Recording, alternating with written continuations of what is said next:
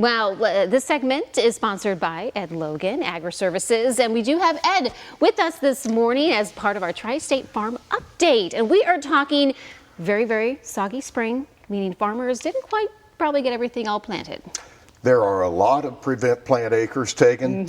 You know, just a drive around the area is going to show dozens of fields that are unplanted. And in fact, USDA came out very recently and said there are 19 million unplanted acres in the United States. So is that a record?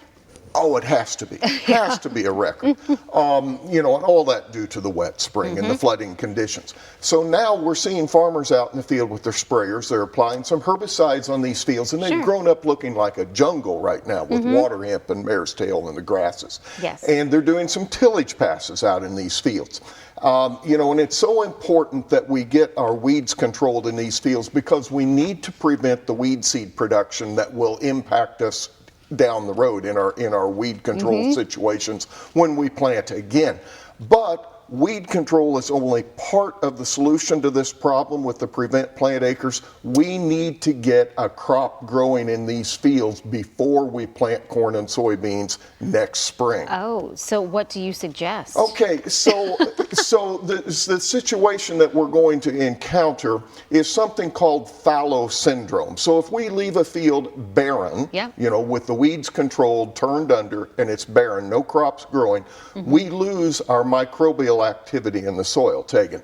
The soil microbes need to be active in the soil in order to keep phosphorus available to our plants. Now, you're not old enough to remember this, but I am. Well, I might be. I don't know. Back following the flood of '93, I am old enough. in the river bottoms, we saw, when the crops were planted the next year, we saw serious issues with phosphorus deficiency in both corn and soybeans where those acres had been washed out the previous spring. And so the recommendation now, Tegan, is to plant some sort of a cover crop. And that cover crop could be as simple as something like oats. It could be a combination of oats and radishes, oats and turnips, something like that.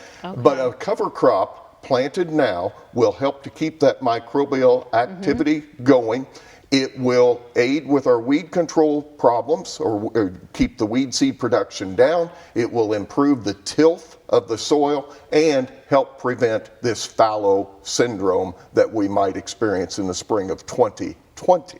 Yeah, 2020. 2020. I didn't want to think about that. But yes, farmers do have to look that far. Yes, ahead. Absolutely. We have to be thinking ahead for 2020 because they will plant. Yep, and hopefully next spring won't be quite as soggy.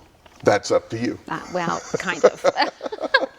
Well, thanks so much for joining us this morning. We'll be back next month and already probably getting close to harvest season. There will be some combines running next month. Oh my goodness. Well, thanks for joining us. We'll be back right after this.